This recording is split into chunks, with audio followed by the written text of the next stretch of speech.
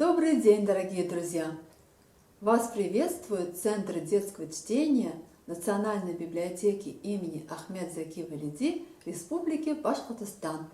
Мы находимся по адресу город Уфа, улица Менделеева, 203. Добро пожаловать в наш клуб «Тропинки родного края». Сегодня я вам расскажу об одной из самых молодых и красивых достопримечательностей города Уфа – фонтане «Семь девушек». Этот уникальный фонтан находится рядом с Национальным театром оперы и балета, основном прогулочном месте центра города. Создателем фонтана и его скульптурной группы стал заслуженный скульптор Башкортостана Ханиф Хабибрахманов. На создание этого великолепного творения мастера подвигла одна из башкирских легенд «Етты-кыз» «Семь девушек». В ней рассказывается о 7 башкирских девушках, которые были похожи друг на друга, как 2 капли воды. Послушайте красивую, но грустную башкирскую легенду о 7 девушках. В Зауралье, Республике Башкортостан, есть озеро Культубан. Куль в переводе с башкирского – озеро, Тубен в переводе с башкирского – дно, глубоко, с названием которого связана легенда о 7 сестрах. Жили в деревне 7 сестер. Все их любили за красоту и трудолюбие, и, конечно, за их прекрасные танцы. Однажды собрались башкирские джигиты показать свою силу и удаль и угнали с ближайшей стоянки казахов табун лошадей. Казахи очень дорожили своими лошадьми, сильно разозлились и не оставили этот поступок безнаказанным. Перебили башкирских мужчин, взяли в плен самых красивых женщин, в том числе 7 сестер, и увезли силой их с собой. А чтобы плененные женщины не убежали, они, надрезав им ступни ног, насыпали на раны мелко нарезанный конский волос. Ступни зажили, но ходить, а тем более убежать, невольницы из-за сильной боли не могли. Целый год прожили сестры в неволе, устраивали побеги, но их догоняли и сильно наказывали. И все же в одну из самых темных ночей, когда все уснули, они сбежали. Казахские воины, обнаружив побег девушек, погнались за ними.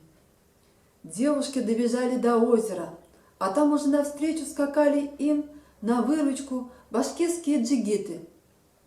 И отчаянные девушки, взявшись за руки, вошли в озеро. До берега доплыла только одна. Девушку отвели к ее родителям, ноги вылечили. А как зажили раны, то и танец она вспомнила, который с сестрами танцевала. И с тех пор каждый год в день гибели сестер она приходила на берег озера и исполняла одна тот танец в память о них. Прожила она долгую и счастливую в браке жизнь, и одна из внучата-племянниц рассказала эту историю. Летом 2015 года в Уфе состоялась церемония открытия музыкального фонтана «Семь девушек», посвященного легенде, танцу о 7 девушках. Это самое большое сооружение подобного типа в Республике Башкортостан. Сооружение включает в себя 2 большие чаши, облицованные гранитом. По периметру верхнего бассейна расположены постаменты, на которых возвышаются 2-метровые статуи 7 сестер. У фонтана включается подсветка в вечернее время. Диаметр большей чаши составил 18 метров. Высота каждой бронзовой девушки 2 метра. Вес от 500 до 700 килограммов. На создание каждой скульптуры ушло около полугода. Стоимость их составила от 2 до 7 миллионов рублей за каждую.